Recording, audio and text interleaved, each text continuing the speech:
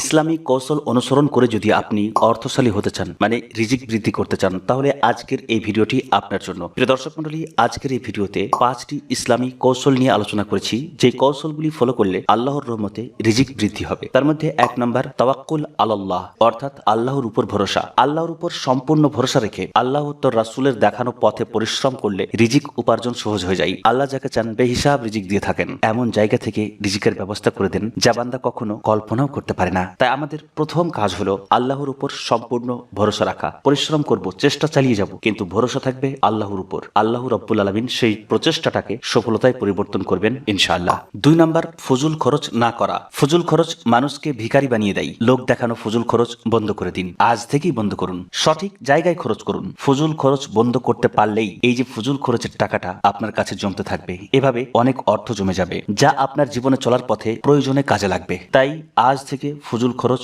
বন্ধ করুন। 3 নম্বর লোক দেখানো খরচ না করা।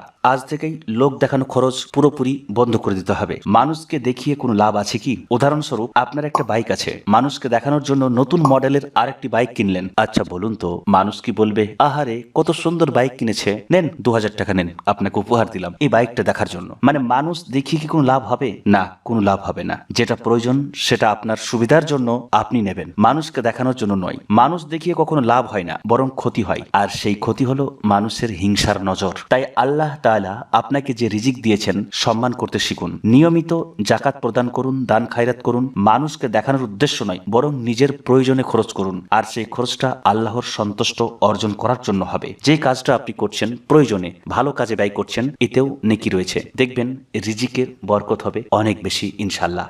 আপনি জানেন কি, নিজের পরিবারের জন্য যদি আপনি হালাল উপার্জন করা অর্থ খরচ করেন, সেটাও সাদকা হিসাবে বিবেচিত হয়। নিজের স্ত্রীর জন্য, নিজের মেয়ের জন্য, নিজের ছেলের জন্য, পরিবারের জন্য যেটা খরচ করছেন নিজের উপার্জনের টাকা হতে, সেটাও কিন্তু সাদকা হিসাবে বিবেচিত হবে। লোক দেখানো খরচ করা বন্ধ করতে পারলেই দেখবেন আপনার কাছে সেই টাকাটা জমে থাকছে, আর তাতে বরকত হবে ইনশাআল্লাহ। 4 নম্বর রিজিকের জন্য দোয়া। হালাল উপার্জনের পথ যেন খুলে যায়। ঋণ থাকলে তা যেন পরিশোধ করার পথ খুলে যায়। এর জন্য খুবই সুন্দর শক্তিশালী দোয়া রয়েছে। দোয়ার মাধ্যমে আল্লাহর সাহায্য চাইতে পারলে আল্লাহর সাহায্য পাওয়া যায়। হযরত আলী রাদিয়াল্লাহু তাআলা আনহু হতে বর্ণিত, এক চুক্তিবদ্ধ গোলাম তার নিকট এসে বলে, আমার চুক্তির অর্থ পরিশোধ করতে আমি অপারগ হয়ে পড়েছি, আমাকে আপনি সহযোগিতা করুন হে হযরত আলী। হযরত আলী রাদিয়াল্লাহু তাআলা আনহু বললেন, আমি তোমাকে কি এমন একটি বাক্য শিখিয়ে দেব না যা আমাকে রাসূলুল্লাহ সাল্লাল্লাহু আলাইহি সাল্লাম শিখিয়েছেন? যদি তোমার উপর শির অর্থাৎ সাবির পর্বত পরিমাণ ঋণও থাকে, তবে আল্লাহ তাআলা তোমাকে তা পরিশোধের ব্যবস্থা করে দেবেন। তিনি বলেন, তুমি বলো, আল্লাহুম্মা কফিনি বিহালালিকা আন হারামিকা ওয়া আগনিনি বিফাদলিকা আম্মান সিওয়াকা। অর্থ, হে আল্লাহ, তোমার হালালের মাধ্যমে তোমার হারাম হতে আমাকে বিরত রাখো, এবং তোমার দয়ায় তুমি ব্যতীত অন্যের মুখোপক্ষী হওয়া হতে আমাকে আত্মনির্ভরশীল করো। হাদিসটি তিরমিজিতে এসেছে।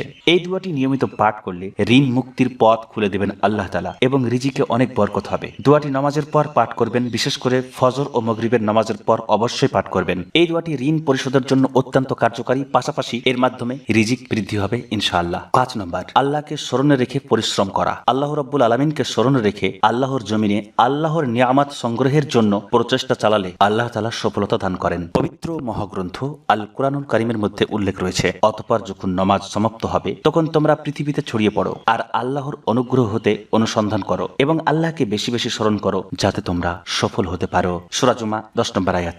সফলতা লাভের জন্য আল্লাহকে অধিক হারে স্মরণ করা এবং পরিশ্রম করা দুটোই প্রয়োজন, যা এই আয়াতের মধ্যে স্পষ্ট ফুটে ওঠে। অনেকে ভাবেন ঘরে শুয়ে শুয়ে আল্লাহকে স্মরণ করব আর রিজিক এমনি চলে আসবে। এই ধারণা রেখে বসে থাকা চলবে না। আল্লাহ রাব্বুল আলামিন সব ক্ষমতার অধিকারী। আল্লাহ চাইলে আপনাকে কোনো প্রকার পরিশ্রম ছাড়াই রিজিক দিতে পারেন, এটা আমরা বিশ্বাস করি। তবে আল্লাহ তাআলা এমন নিয়ম বানান নাই, বরং আল্লাহ তাআলা আমাদেরকে কর্মের প্রতি উৎসাহ দিয়েছেন। পৃথিবীর একটা নিজাম রয়েছে, একটা রুলস রয়েছে। আপনি কর্ম করবেন, সঠিক পথে কর্ম করলে, আল্লাহর উপর ভরসা রেখে কর্ম করলে, আল্লাহর উপর তাওয়াক্কুল রেখে কাজ করলে আল্লাহ তাআলা সফলতা দেবেন। যদি আপনি ভাবেন যে না এমনি চলে আসবে, এরকম কিন্তু নিয়ম বানানো হয় নাই। আল্লাহর ক্ষমতা আছে, কিন্তু আল্লাহ এই নিয়ম বানান নাই। সাধারণভাবে এরকম নিয়ম আল্লাহ বানান নাই। তাই আল্লাহকে স্মরণ রাখতে হবে, আল্লাহর উপর তাওয়াক্কুল রাখতে হবে, আল্লাহর দেওয়া নিয়ামত সংগ্রহের জন্য প্রচেষ্টা চালাতে হবে। আপনি চেষ্টা করতে থাকবেন, আপনার ভাগ্যে যতটা রয়েছে আপনি পেয়ে যাবেন ইনশাআল্লাহ। চেষ্টা করার পরেও যদি না পাওয়া যায়, তাহলে ভাবতে হবে এটা ভাগ্যে নেই। কিন্তু কিন্তু এমনি বসে থেকে যদি বলেন ভাগ্যে থাকলে হবে, তাহলে কিন্তু এটা ঠিক নয়। ভাগ্য এবং কর্ম বিষয়ে একটি ভিডিও চ্যানেলে আছে, চাইলে সেটা দেখতে পারেন। তো প্রিয় দর্শক মন্ডলী,